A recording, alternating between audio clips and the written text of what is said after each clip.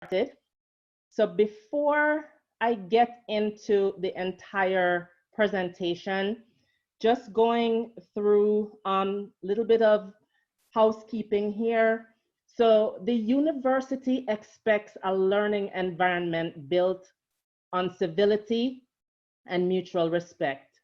Any actions taken during this webinar that diverge from this expectation will be dealt with swiftly. This presentation will be recorded, and violators of these principles will be identified and referred to the Office of University Community Standards and other Office of Institutional Diversity and Equity.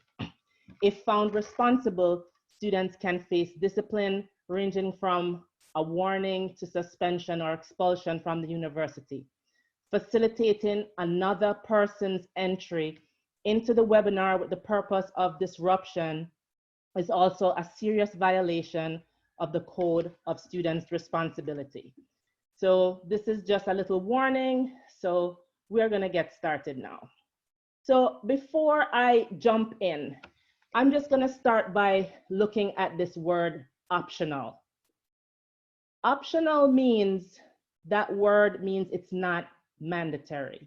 It's not a mandatory requirement, it's an optional requirement. Okay, so just keep that in your mind as we go through this presentation.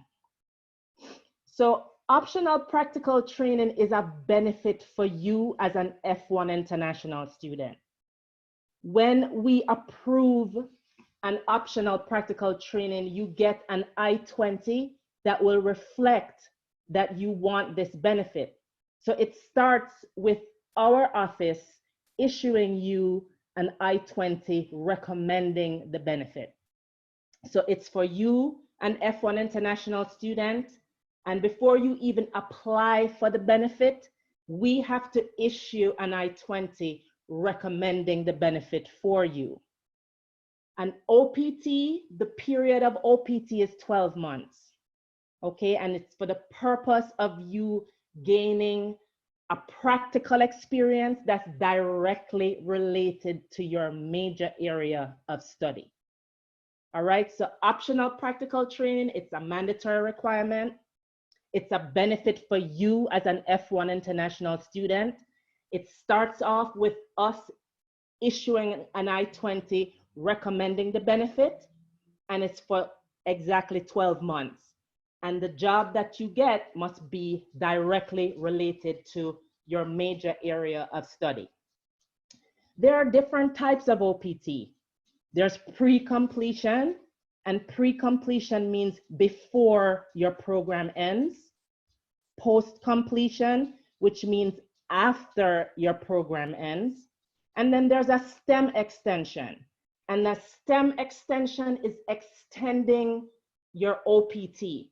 So you have OPT first, and then we extend you. And STEM extension is specifically for students who have the major in science, technology, engineering, and math. And understand also, what is your program end date? Your program end date is when your program ends, not necessarily when you graduate.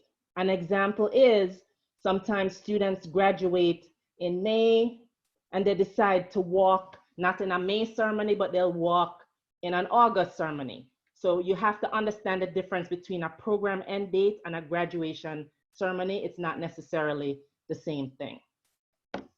So let's now jump into post-completion OPT, which is after your academic program ends.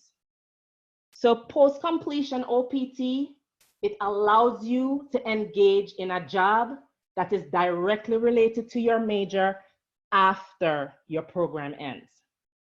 You have to be working for at least 21 hours. That's the lucky number 21 is what I usually say. As long as you are working for 21 hours or more, immigration considers that as full-time hours. So keep that in your head, lucky number 21. And then you're permitted to work for only a month. So you turn that 21 around. So you're permitted to work for 12 months, and I must work for 21 hours. And you must be working in a job that is directly related to the area of study, okay? You get 1 OPT per higher education level. So basically, you have a bachelor's degree, you get 1 OPT. After that, if you do a master's degree, you can apply for OPT again. And then if you do a PhD, you can apply for an OPT again. Bear in mind that in order for you to extend an OPT, which is the STEM extension, 1, you have to have a degree in science, technology, engineering, and math.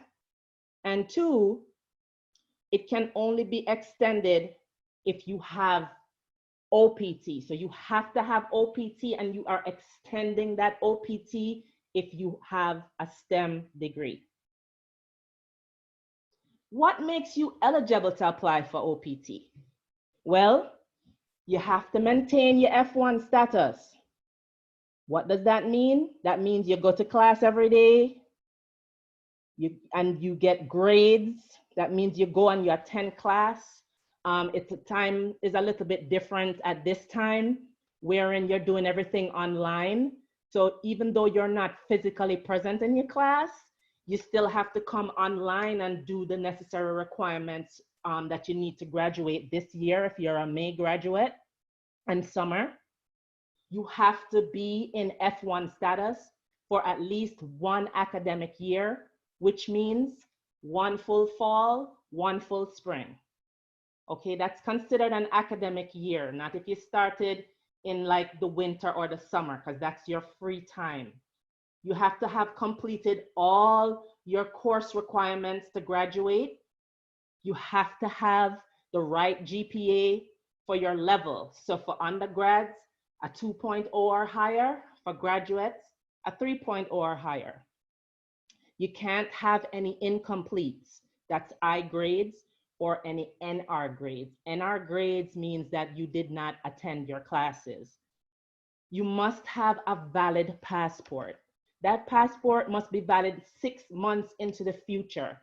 So if you have a passport, if you have your passport handy, look at your passport, when the webinar is done, and make sure that it's 6 months valid into the future before you apply for post-completion OPT.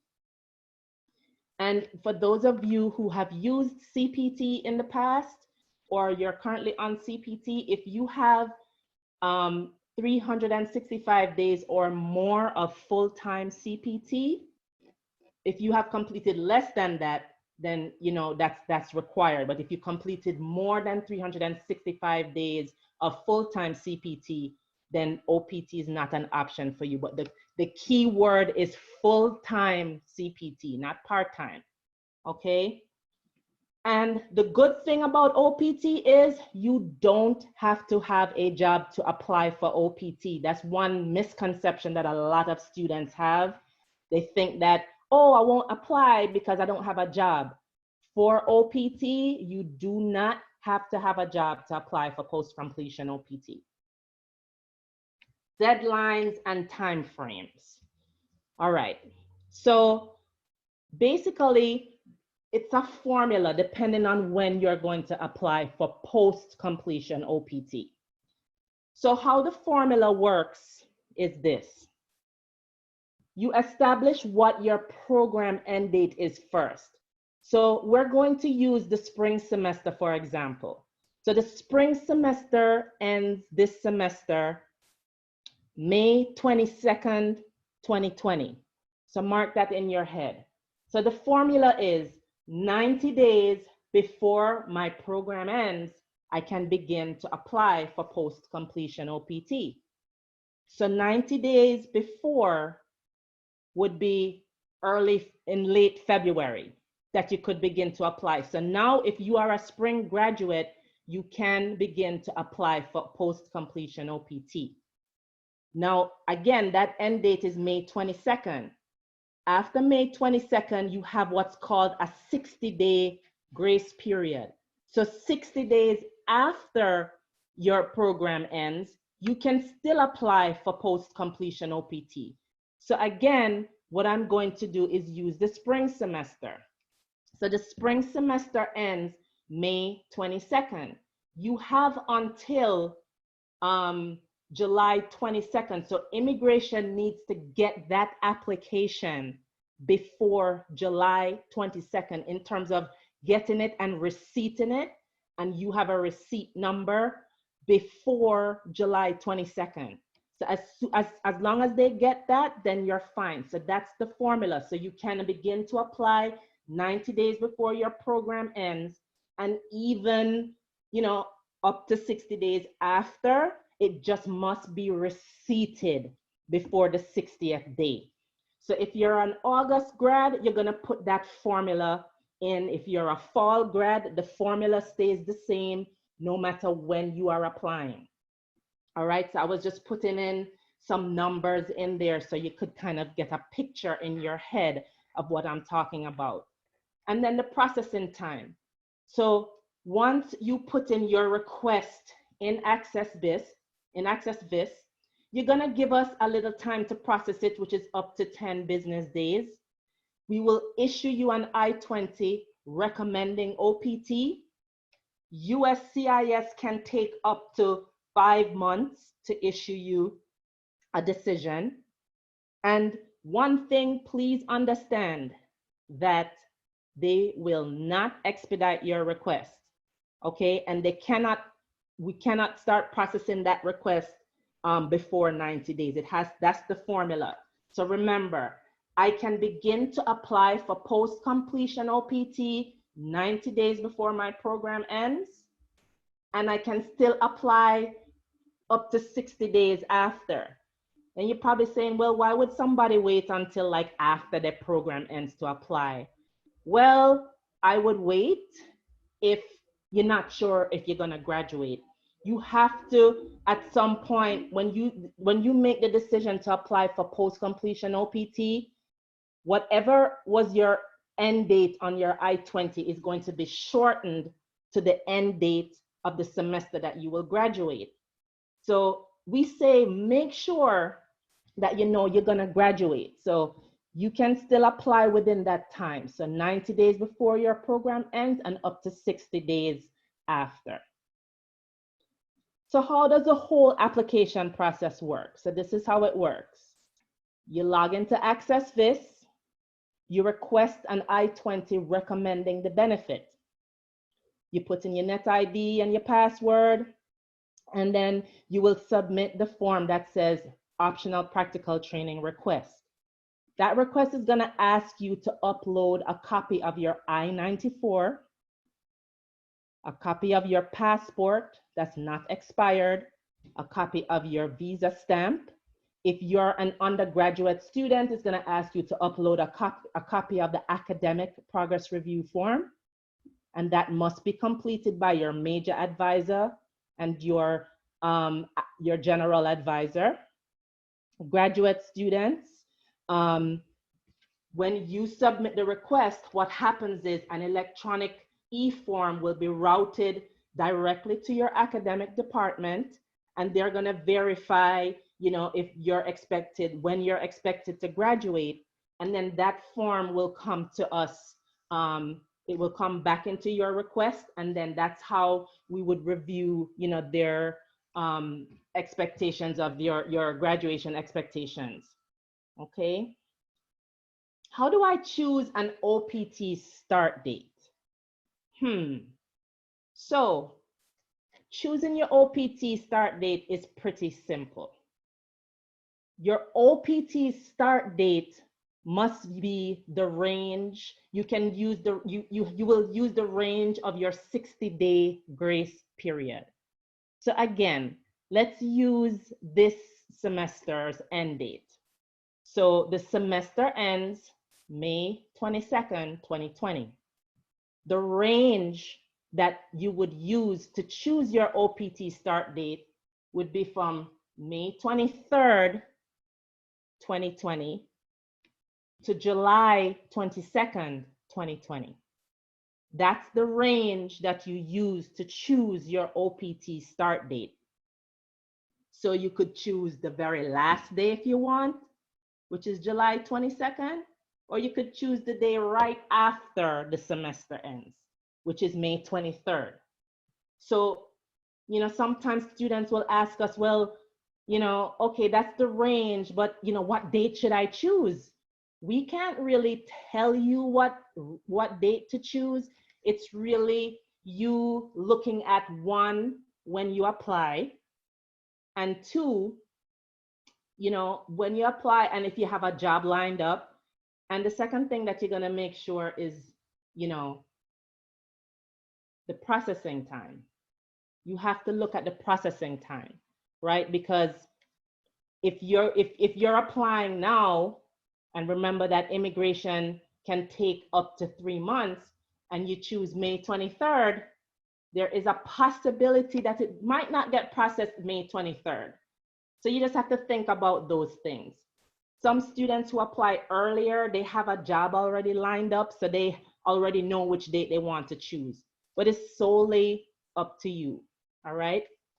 The big thing though is once you've selected a date and you've submitted that application to USCIS, there's no way that we can go back now and change that date on the I-20 recommending the benefit, okay? So just be mindful of that. It's very difficult to change once you've submitted the application. And the other thing is, sometimes whatever date you choose, remember, we're recommending what you choose, but at the end of the day, it's up to USCIS to determine, if they're going to give you that date. And sometimes it depends on when they actually render the decision. Sometimes they don't give you that date, especially if they render the decision after the date you've chosen. So just a little note on that.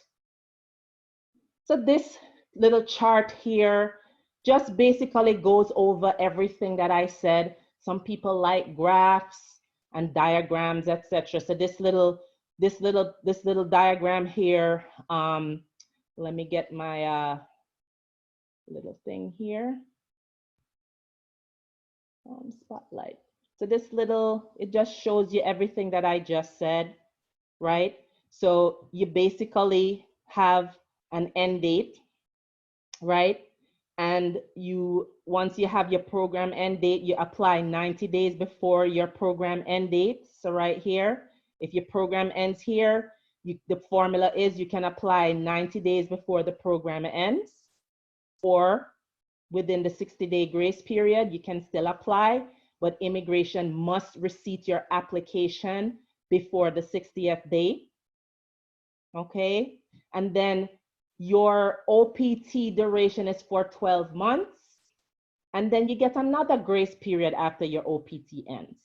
So this is just a little diagram to kind of go over everything that I just said, okay? So key things to remember: when you apply for post-completion OPT, we're shortening the end date of your program. Whatever your I-20 end date was before, it is shortened to reflect the last date of the semester that you will graduate. Very important to note. All right, moving on. So, preparing to submit your I-765. So here are some of the little lists if you want to start writing them down. And this PowerPoint, just so that you guys know, it is available on our website. So feel free to go back and look. I'm just kind of going through for you and explaining a little, elaborating a little bit for you. So if your request for OPT is approved, this is what happens, right? There's $100 international fee that's charged to your Solar account, and you're like, woo, international fee?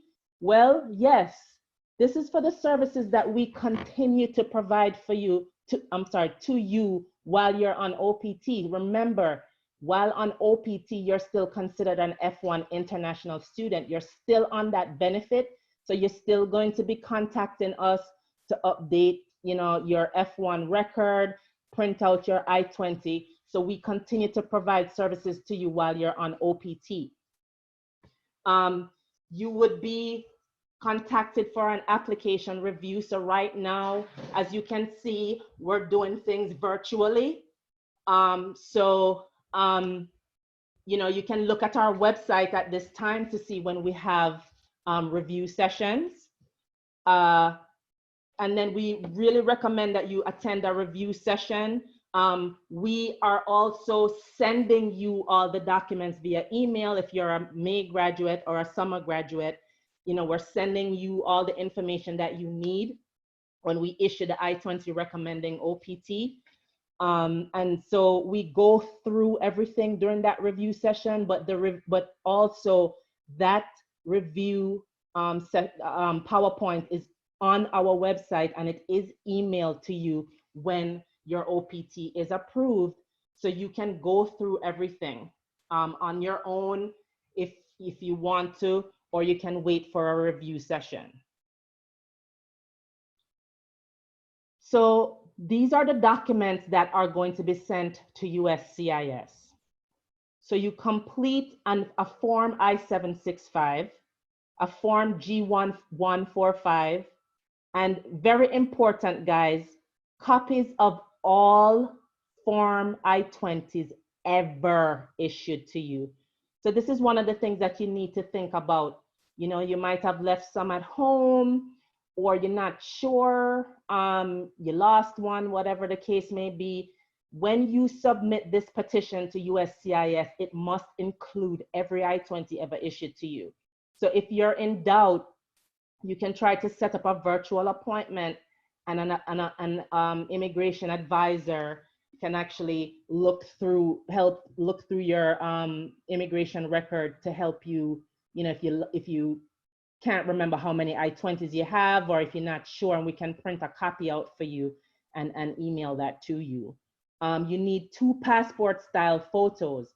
They have to be taken within 30 days. You can't use an old picture from like when you did your visa in the past or your passport in the past. So it has to be done within 30 days. You get a money order or a certified check for $410 made payable to U.S. Department of Homeland Security, copies of your passport and just the expiration page, copy of your visa, copy of your admission stamp, copy of your electronic I-94, and copies of any EAD cards that you have in the past. You have to have the documents, all the documents. These documents and your I-20 recommending OPT has to get receipted by USCIS within 30 days of the time when we issue your I-20. So be very mindful of that. You know, when we issue the I-20, everything listed here must get to USCIS within 30 days. The approval period. So USCIS can take up to from 3 to 5 months to render some kind of decision to you.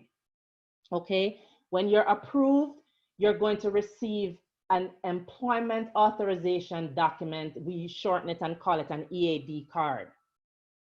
Remember, as I said to you before, the dates on your EAD card may be different from the dates that you requested, and you cannot work until you get your card and until the specific date listed on this card. This includes any type of volunteering, training, orientation. You just don't want to do anything until you get the card and until the date listed on the card. And also remember that lucky number 21, you must be working in a job that is directly related to your program of study, directly, for at least 21 hours or more per week. So lucky number 21. So if you get a job and they say, oh, we can only give you 21 hours, take it. Don't look at the fact that it might say part-time. Look at the hours. That's what's important here. Unemployment. So you get your card, you look at the date on your card. When you look at that date, from the start date listed on that EAD card, the 90 days of employment is from that date and for the duration of the time listed on that EAD card. So if you have not found a job, you have 90 days to be unemployed. Okay, so the 90 days starts as of the start date listed on the card. You have to report. You have to make sure you're reporting to us that you have a job, and that's the only time that unemployment period will stop. Okay, so please make sure, and you have to keep a record, keep documentation of when you actually started working, timesheets, your letters, etc. And remember, 21 hours or more. So if you're working for 20 hours, that means that you're considered unemployed. So always remember, the unemployment limit starts as of the start date listed on your EAD card, and that clock doesn't stop ticking until you report your employment. Okay, and you can work for at least, you must work for at least 21 hours or more. 20 or less, you're still considered unemployed. So what happens if you are unemployed for 90 days? Well, sad times, friends. Your record gets auto-terminated if you're unemployed for 90 days. So just make sure that you understand that unemployment limit, okay? So make sure you understand, because, for example, if you spend time out of the US during that period, that still counts as unemployment as well. Okay, so when you're employed though, right, and you are on an authorized leave like vacation, that's different because you have a job. So just please remember, you have to report, because it automatically closes if you're unemployed for 90 days. Okay, so this is what this slide basically is saying. If you're unemployed for 90 days, your record is just gonna get automatically terminated. We don't even do it. It just closes on its own. So you just have to make sure that you're constantly reporting to us, and updating us on your employment. Once you get a job, it must be for 21 hours or more in a job directly related to my major. Unemployment starts as of the start date listed on my EAD card, and I must keep documentation of my employment. Okay, that's your record. We don't know, okay? So what are the different types of employment? I'm looking for a job now. Tell me some of the different types of employment. Well, you can work for multiple employers if you want to. So you have, and maybe you have job A, job B, job C, and all of them together add up to 21, as long as they are directly related to your major. You can have more than one employer. Short-term multiple employers. So this is usually for students that have majors in the performing arts, such as music. So they might have a gig here and a gig there, but you have to make sure that every week you're working for at least 21 hours or more. So you have to, when you're doing those short-term gigs, you have to figure out the math there. You may work for hire, commonly referred to as a 1099 employment. You may perform a service based on a contractual relationship rather than an employment relationship. So but the thing is, if Department of Homeland Security requests that you provide evidence showing your contract, you have to make sure you have proper documentation. Self-employment. So can I start my own business? Hey, yes, you can start your own business. You can be self-employed. You just have to make sure that you can prove that you have a proper business license and you are actively engaged in a business related to your degree program, okay? And then you can get employed through an agency, okay? So sometimes, this thing, I'm sorry, I just flipped. Oops, sorry, I clicked, I'm so sorry, hold on a second.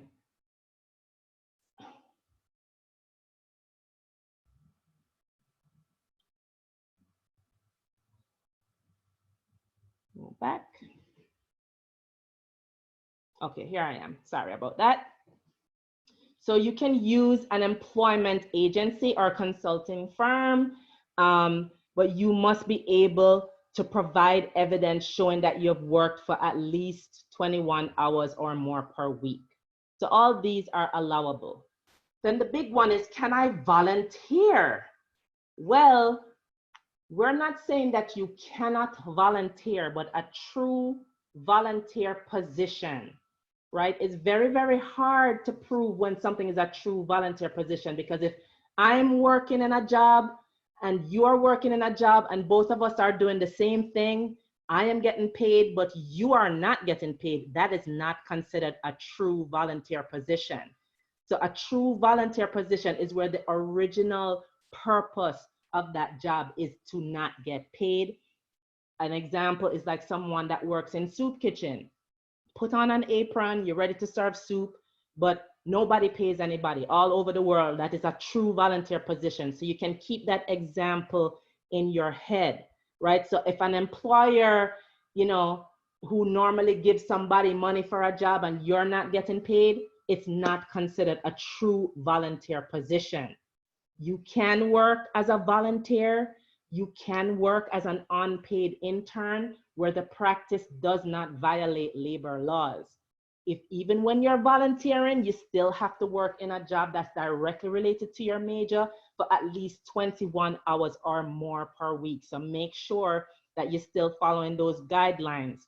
The other thing is you must be able to provide evidence, right, in the form of a letter from your employer verifying the dates you've worked and the amount of hours you work per week.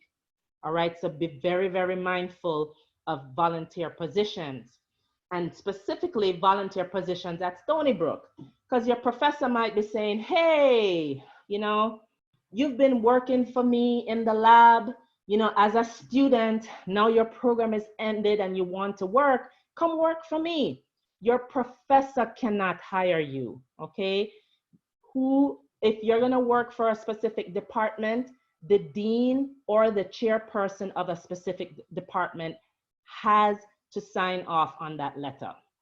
Okay, so they have to describe, you know, that yes, it is a true volunteer position, and describe, you know, what you're doing there, when you started, when it will end, the amount of hours you're working, where you'll be working, and who your supervisor is. So that letter specifically has to be signed by the dean or chairperson if you're volunteering at Stony Brook.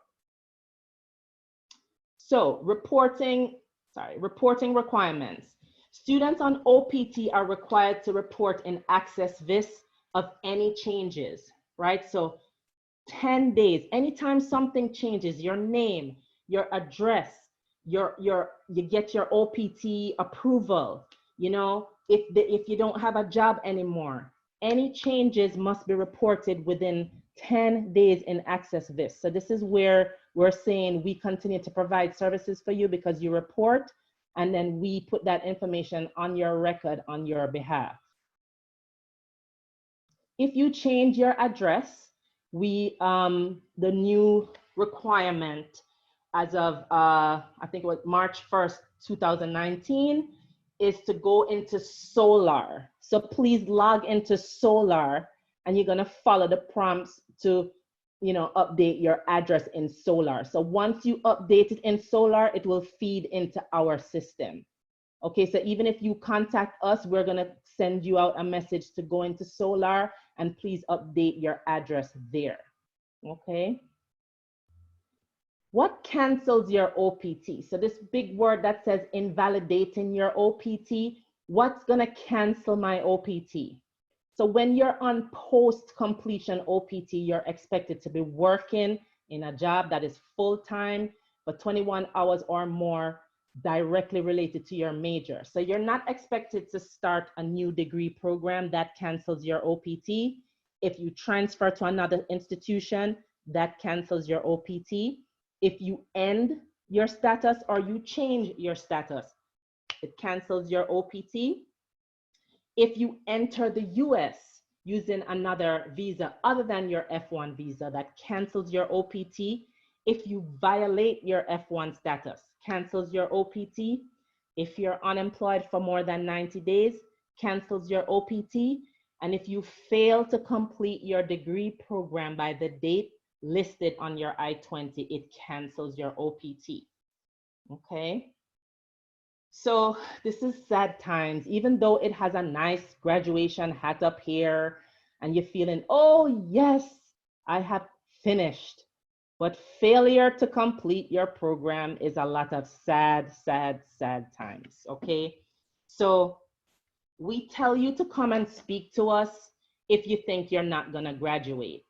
Because on a case-by-case basis, we can determine at that time, you know, what can be done. Sometimes it's not a very, very, very good result, but when you fail to complete your program by the time you're on, like when your I-20 end date, right? So say, for example, we shorten your program, you applied for OPT May 22nd, and you're like, huh, I'm not gonna graduate. It's very, very likely that we have to terminate your F1 status at that time. All right, so think about it now. If you have any doubts, any kind of doubts right now about graduating, you know, you're saying, I'm not sure if I'm gonna graduate, don't apply for OPT right now. All right, so talk to us. If you feel a little iffy, follow your gut, don't apply. All right, but failure to complete your program is sometimes it's a violation of your status, and you don't really have much options after that. So just contact us if you're having a little doubt and we'll help you out. Travel and re-entry. So when you're on post-completion OPT, it's a little bit risky to travel. So if you do have to travel, we recommend that you have your EAD card and proof of employment at the time, because it's just risky. You leave, what are you coming back to? Because your program ended. So you need to have, you know, documentation with you and feel confident that, hey, here's my EAD card, here's my offer letter, you know, my visa is still valid, my passport is still valid, still need a valid travel signature. So you want to make sure that you have proof of employment. It's very risky to travel without having, you know, documentation that you've been approved and you have a job. Okay. Then down here we speak a little bit about, you know, your visa renewal. So if for some reason, you know, your visa expires too, and you need to renew your visa to come back. Okay, so remember when I started this presentation, I said that this OPT is optional. Okay, it's not mandatory, it's optional. So you have to have your proof. So your visa has to be valid. Okay, your passport has to be valid. Your travel signature has to be valid. You have to have your proof. And even with having everything, it's always at the discretion of the consulate to grant you re-entry and to even grant you a visa to come back. So be very careful when you know, if your visa expires and you need to travel, it's even a bigger risk, because they don't have to give you a visa to come back to something that's optional. So just think about that, okay? So you can talk to us a little bit more about that if you have questions.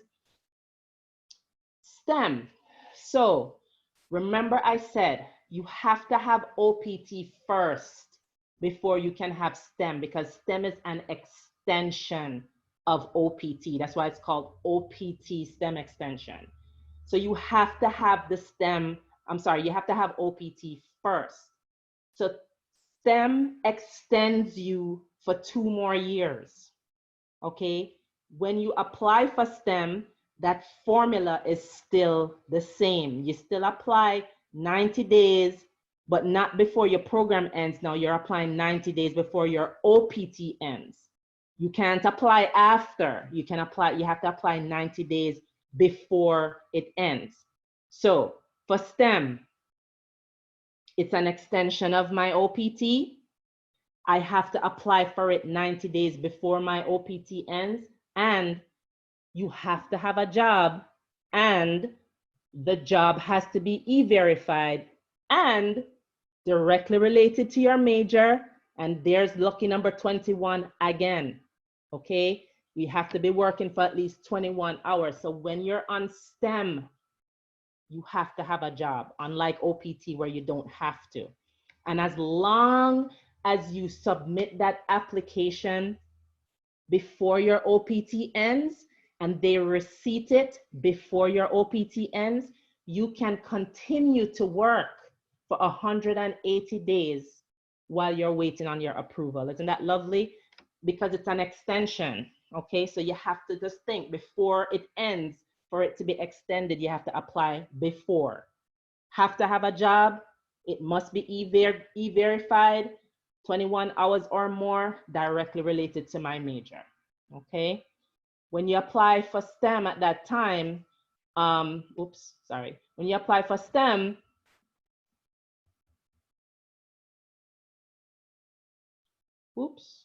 I did it again. I'm so sorry.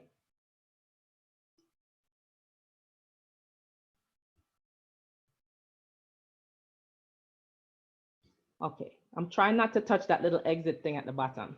So when you apply for STEM, there's a $200 fee now that we charge for the services that we continue to provide for you while you're on STEM. Okay, so just a note to that. So filing taxes. So every year you are supposed to file your taxes. I think they've extended the tax filing based on what's happening now with this virus. So if you haven't filed your taxes this year, please make sure that you do file your taxes. We did do a workshop in the past, but we don't necessarily help you with the filing of the taxes because we're not tax experts, unfortunately. So we recommend that you use a tax accountant for assistance in filing your taxes. If you worked, you're going to file the 1040 NR. If you did not work, you file the 8843. All right, so you did not earn any income, you go in, you fill out the form, you submit it. And if you did work, you file the 1040 NR. That's really much all we tell you about the taxes, is to file it. Make sure that you do file it, whether you've earned income or not. But again, we just tell you, please speak to a tax expert for assistance. I don't even file my own taxes, so please use an expert. So health insurance. So again, while you're on OPT, you're still considered an F1 international student. So we strongly recommend that you continue to take our insurance, which would mean you would contact the health insurance office on your own and tell them, I'm on OPT and I'm going to continue to take the health insurance. You have to make those arrangements. Other than that, your job might offer you something. So you might take your job or continue with Stony Brook, but just make sure that you consistently have health insurance, because it's very, very expensive to get sick and not have health insurance. So just make sure that you are covered. All right, so this is just a recap to just sum up everything that I spoke about tonight. All right, so the first thing is, before you decide that you're going to ask for an I-20 recommending OPT, is you're going to make sure that you're going to graduate. All right, make sure that you feel good that you're going to graduate in that particular semester. If you don't feel good, don't start out with this request. So you're going to speak to your academic advisor, make sure you went through your entire program and that you've taken all the courses that you need to graduate. Then you request an I-20 recommending OPT and access this. You allow us 10 business days for processing, right? And then it says meet an advisor. So what that is going through your review, your OPT application review. So right now you're gonna look on our website if you need to have a review. There's one coming up April 22nd, and we're gonna try to squeeze in one next week, Thursday, sometime in the morning, 11 o'clock. You can just check our website for that update. Then during that session, we go through everything that you need to mail to USCIS. And then step 3 is that you mail it, right? You're going to put everything in the mail and you mail it to USCIS. And then once they render a decision, you're going to report everything on Access Vis. Okay? Make sure, right, that you remember this formula. You can only begin to apply for OPT 90 days before your program end date. You can also apply up to 60 days after the program end date. When you request post-completion OPT, we are shortening your I-20 to reflect that semester, that's when you're going to graduate. So the last date of that semester, we're going to shorten it to that date. You're going to get a receipt notice from USCIS once you file that application. But when we issue that I-20, that application has to get to USCIS within 30 days of us issuing that I-20. So make sure that it gets there, okay? Your employment, right? While you're on OPT, you must be working in a job that is directly related to your major for at least 21 hours or more per week. You cannot work until you get your card and until the start date listed on your card, and you cannot accrue more than 90 days of unemployment for the duration of post-completion OPT. All right, so this is our contact list of who your actual immigration advisor is. It's broken down by the letter of your last name. So I advise A, B, C, D, E. So that's it for the presentation, ladies and gentlemen. I hope it was clear, and I'm going to open it up for some questions. Great. Thank you so much, Trisha, for the wonderful presentation. Everyone, please give her a virtual round of applause.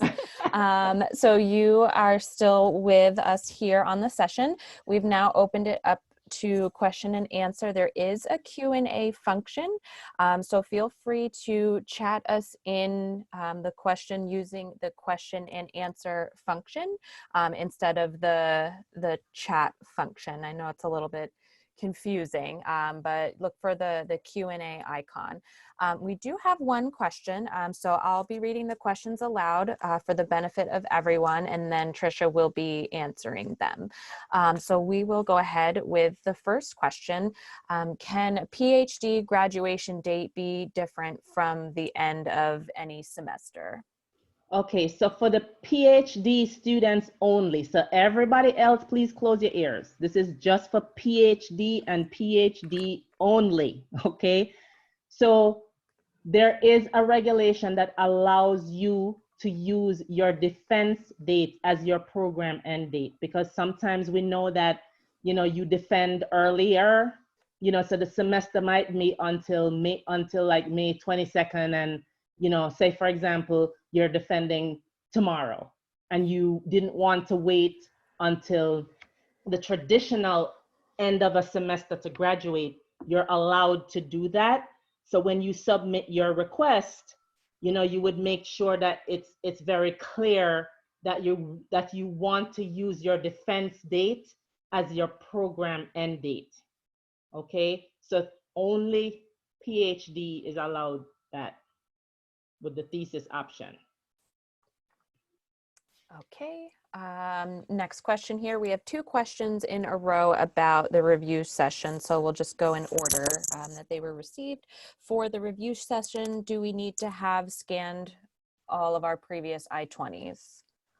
When you come to that review session, you should have every document that you need to send to USCIS. It's very important because it's a disservice to you to come to it and you're not prepared. So there's a list that's sent to you in the OPT approval when we issued the I-20 recommending OPT. So just make sure that before you come to that review session, you have everything, because it's the review. So if you don't have everything, you know, so that's why we send you the list. And even now you have the list on this presentation.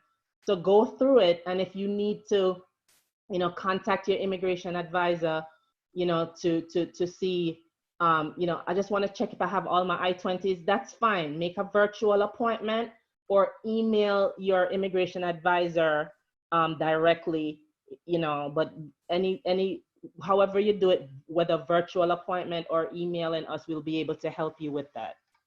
Can I just jump in on that just a minute? This is Megan Gambino. I just wanted to mention, because like what Tricia was saying, it is a disservice for you if you're not ready, but the way in which we are running the review sessions now, they are going to be held virtually. So essentially, you're just going to be reviewing your own documents to make sure that your application is prepared and ready to be sent out. We cannot review those documents for you. So an advisor will not be reviewing your I-765 line by line, nor reviewing your documents to make sure that you have everything. But we will give you all of the tools that you need to succeed to make sure that your application is fulfilled. Okay.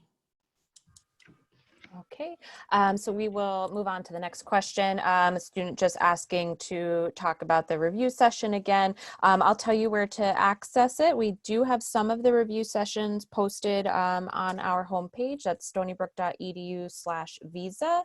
In the lower right corner, there is an events section. We are going to have a review session next Thursday at 11 a.m. US Eastern Time.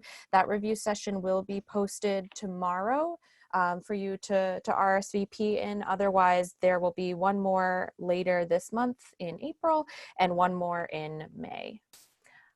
So I believe that answers your question. If it doesn't, feel free to chat in again. We'll go ahead and move to the next question about the eligibility for OPT. What if you have an I/F in your transcript? Would that be considered as incomplete? And incomplete means that you have work that you still need to complete to get a grade. So that seems that your incomplete turned into a grade of F. So it seems that you got a grade for that class already. But you can clarify what that means with your academic advisor, because I'm just the immigration. So if you're not sure if your I/F is an actual grade, you earning a grade and making up that incomplete, I would say contact your academic advisor for clarification. Okay, moving on to the next question. If I lost my I-20 from my former school, do I need to contact the former school to get my I-20? Yes, you do.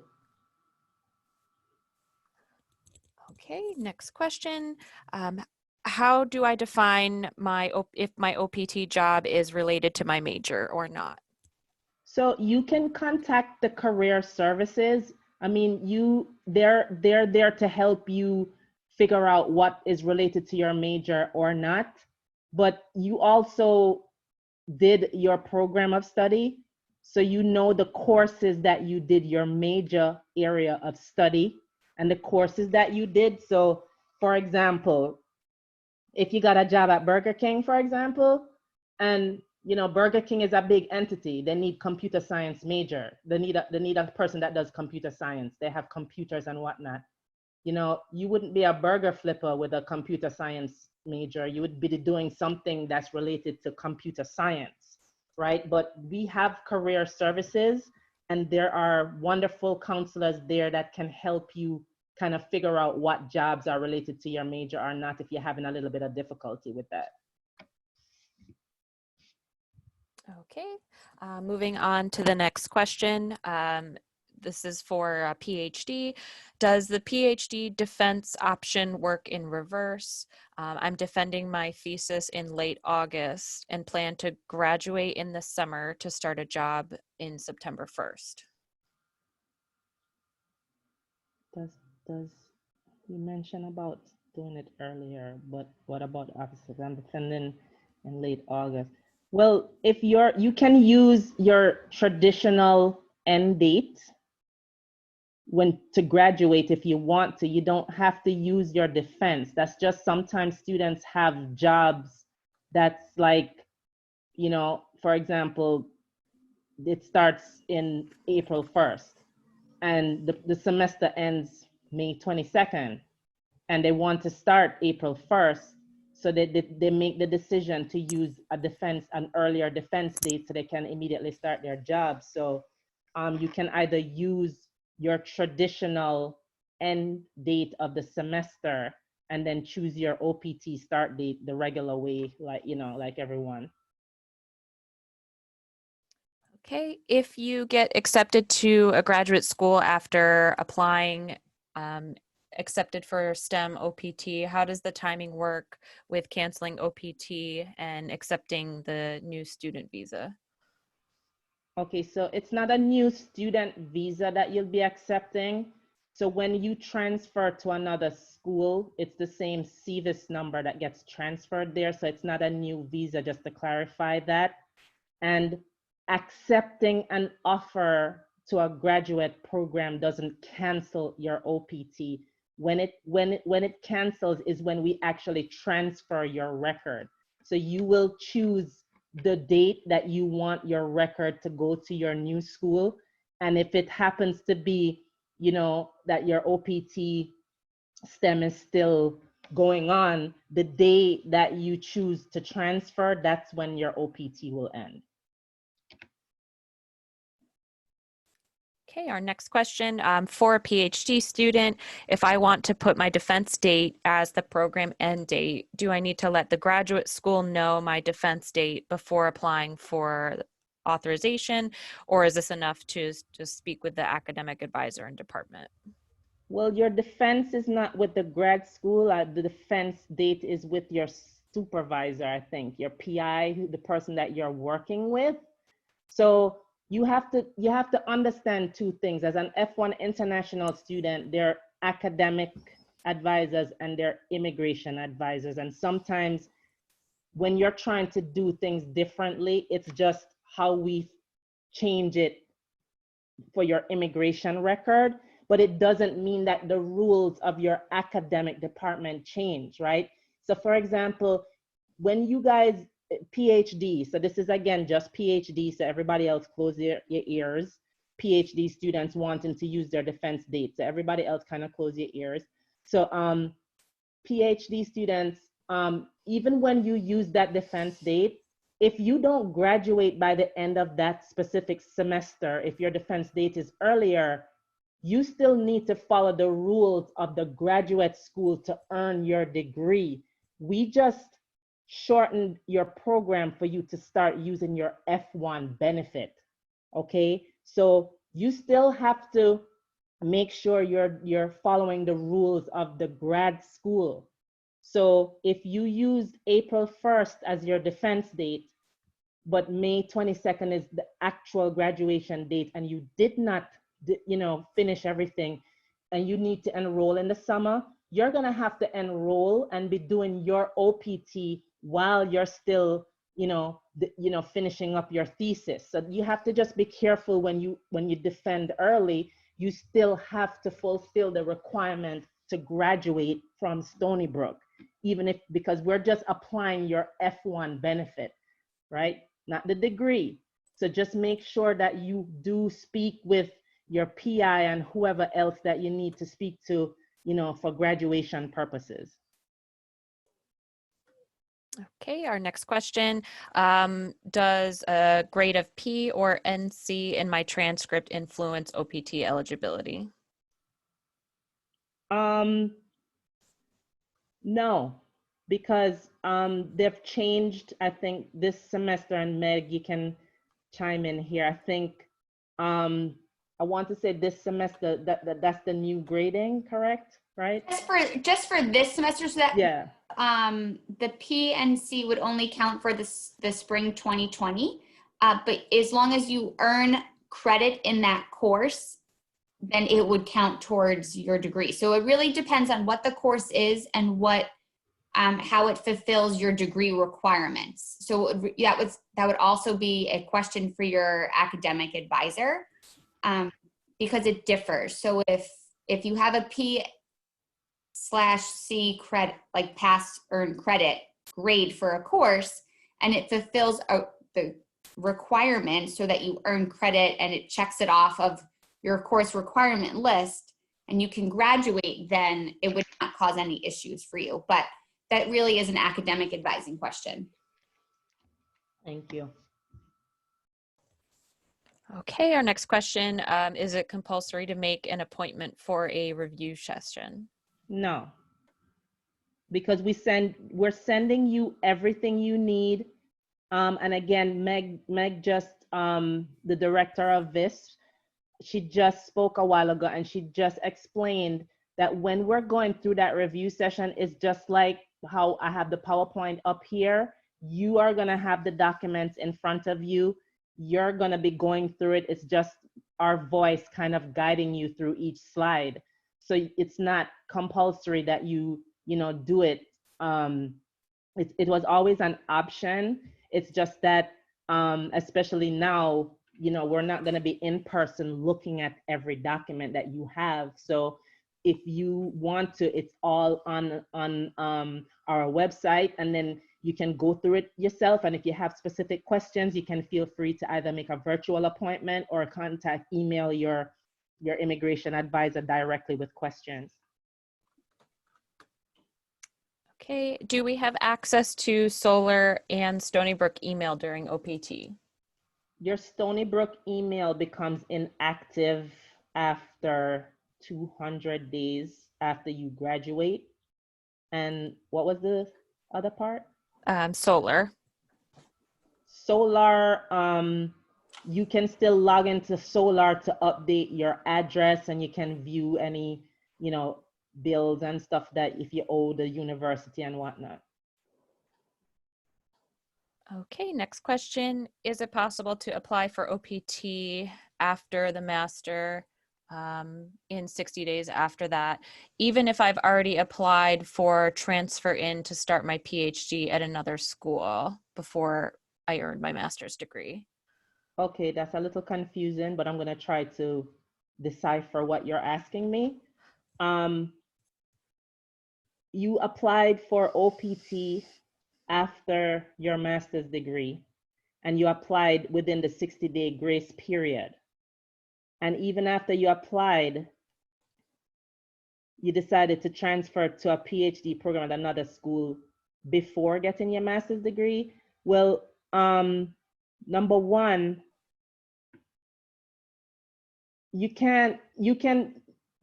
when you put in a transfer request, we have to see that you're accepted to another school. So that's a part of the transfer process.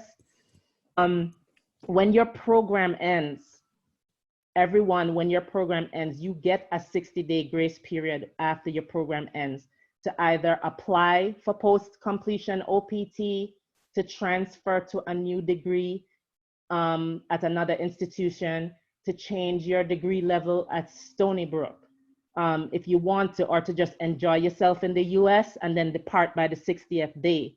So, you can apply for this degree within the 60th day. And I know you said before getting your degree, so I'm assuming that's before the degree is conferred. So if you decide to transfer and we hit that button and you really didn't graduate, and you accepted this program, then you're going to have to figure out how you're going to now try to earn your degree while at this other school, because when we transfer your record to the new school, you're no longer, your F1 record is no longer at Stony Brook, is at the new school. So hopefully that clarified. If not, please feel free to send us an email. Okay, next question. To make sure that there's enough time for my OPT to get approved, can I finish my PhD program in the middle of the summer, all the requirements, but continue to be employed by Stony Brook during the summer? Once your academic program ends, you can no longer work as a student. So that's very important to know. All right, when your program ends, then you have to wait until you have your EAD card and the start date of the EAD card to work, even if it's working at Stony Brook. So you have to stop all on-campus employment as of the end date listed on your I-20, and you cannot begin any kind of employment, whether on Stony Brook campus or off campus, until the date listed on the EAD card. Okay, next question. If I would apply for post-completion OPT, but then wouldn't be able to graduate as planned, could I change the application to pre-completion OPT? Absolutely not. When you apply and you don't graduate, it's really, you really don't have many options at that point. That's why we say you need to come and speak to us at the time to see if there are any options. We would have to explore that with you on a case-by-case basis. But when we shorten your program, right? Very important to know, you're telling immigration that I'm done on that day. So if you're not done, then you didn't maintain your F1 status. So that's why the first thing we say is, before you apply for this benefit, is make sure that you are going to graduate. If you are not sure, do not put in that request, because it's not really a nice story at the end. Okay. Okay, so what we'll do is, that was our last question. So we'll just take a couple minutes here. I'll make a last call for questions. Again, this is Laura Hurst. I realize my name is highlighted on that slide. I'm sorry about that. Some of the information is missing. So I just chatted everyone my email address. I'm one of the International Student and Scholar Assistants in Visa and Immigration Services. So I help, direct students to their advisors and any other assistance you might need. So we'll just hang on the line for a couple more minutes. If you have a question, please use the Q&A function. A couple other reminders, due to the current COVID-19 situation, our operations have gone virtual. So we do welcome you to continue to attend online webinars like this. Additionally, you can schedule advising appointments online through our homepage. That's stonybrook.edu/visa. There's actually a button that you can click. I think it says schedule an advising appointment, and you select a time slot yourself. So those time slots are through the Google Hangouts instead of Zoom. It's very easy to use. And of course, you can always email your advisor. All of our advisors and their caseloads are listed on this screen. So we'll just pause another minute or two here for any questions.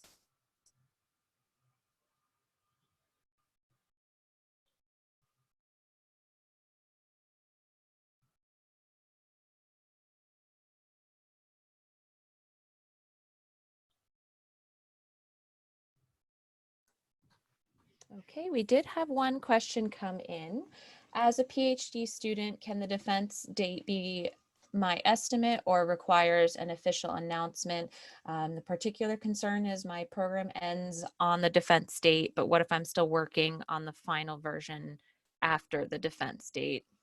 Is that not allowed? So you have to speak to your academic department about your defense and your thesis date and when you're doing it, etc. Remember, we're not the academic advisor. We're only applying the benefit for you to do OPT based on whether you're using a defense date or a traditional end of the semester. Okay, so you have to kind of like iron out all of those kinks and feel confident about the date you have chosen. Once you have chosen that date, whether it is your defense or the end of the semester, we will use that to shorten your program so that you can apply for post-completion OPT. If you are not done by the time that you apply for if you use the defense date and not the traditional end date, you have to continue to do what the department is requiring of you to get your actual degree. Okay, another question came in. Do you know the exact time for the end of program dates for summer 2020? I'm sorry? What are the end dates for programs for summer 2020? I'm not sure. Again, I'm not an academic advisor. What I can advise you to do is to go onto the Stony Brook website, and it will go to summer, and it will give you, they have like a whole, university calendar that tells you when a summer starts, when it ends, when fall starts, when it ends. I don't have that information readily right now, but it's available on the Stony Brook University website. Just type in academic calendar and that information will come up for you. Okay, we'll wait for one more minute here for any last questions.